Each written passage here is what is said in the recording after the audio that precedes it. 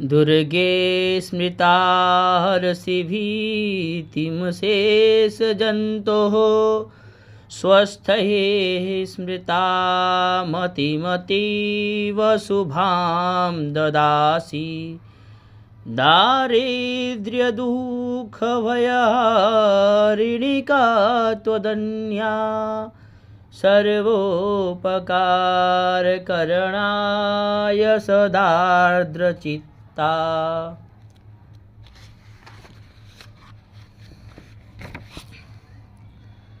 सर्वमङ्गलमाङ्गल्ये शिवे सर्वार्थसाधिके शरण्ये त्र्यम्बके गौरी नारायणि नमोऽस्तु ते।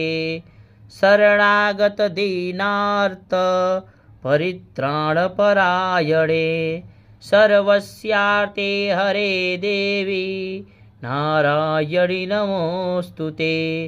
सर्वस्वरूपे सर्वेशे सर्वशक्ति समन्विते भयेभ्यस्त्राहि नो देवी दुर्गे देवी नमोऽस्तु ते।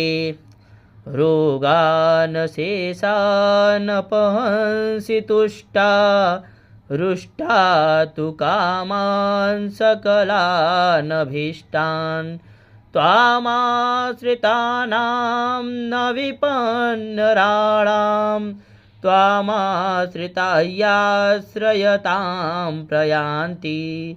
सर्वबाधाप्रशमनं त्रैलोक्यस्याखिलेश्वरी एवमेव त्वया कार्यमस्मद्वैरिविनाशनम्। इति श्री सप्तश्लोके दुर्गा